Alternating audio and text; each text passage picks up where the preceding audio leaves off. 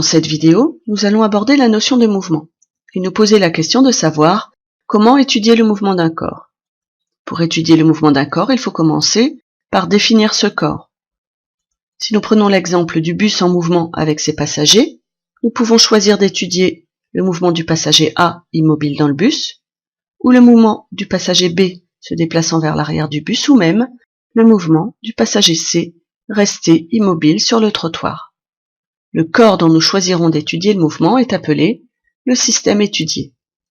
Il faut ensuite choisir par rapport à quoi on étudie le mouvement de ce corps.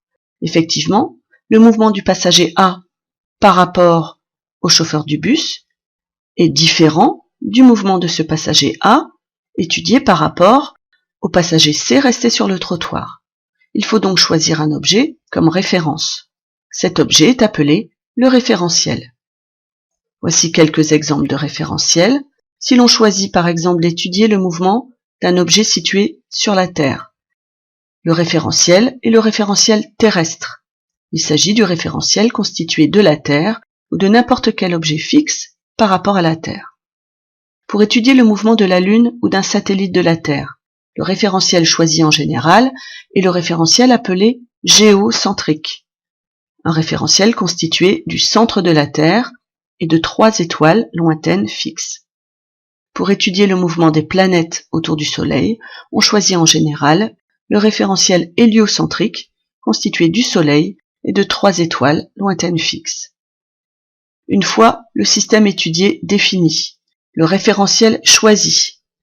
Pour étudier le mouvement d'un corps, il faut lui associer une date T pour chaque position repérée dans le référentiel choisi.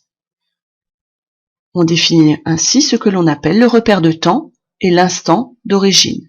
Cet instant d'origine correspondra à la première position repérée dans le référentiel choisi.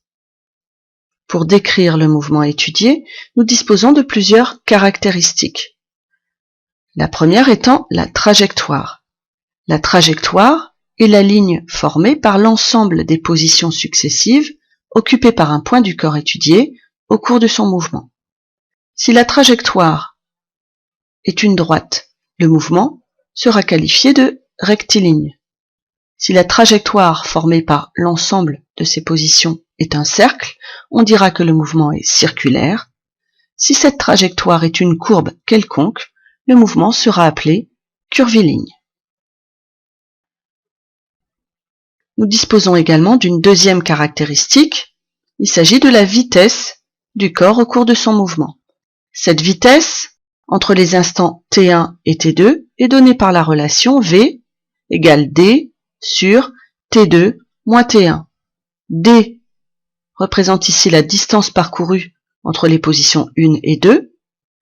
T2 moins T1 représente la durée du parcours entre ces positions 1 et 2, la distance étant exprimée en mètres, la durée en secondes, la vitesse sera exprimée en mètres par seconde. Si la valeur de cette vitesse reste constante au cours du mouvement, c'est-à-dire si sa valeur est la même entre les positions 1 et 2, puis 2 et 3, et ainsi de suite au cours du mouvement. Cette valeur étant constante, le mouvement est qualifié de mouvement uniforme. Si la valeur de cette vitesse augmente au cours du mouvement, on dit que le mouvement est accéléré. On dira qu'il est retardé ou ralenti si la valeur de cette vitesse diminue au cours du mouvement. Attention, le mouvement d'un corps dépend du référentiel dans lequel on étudie le mouvement de ce corps. La trajectoire en dépend donc aussi, tout comme sa vitesse.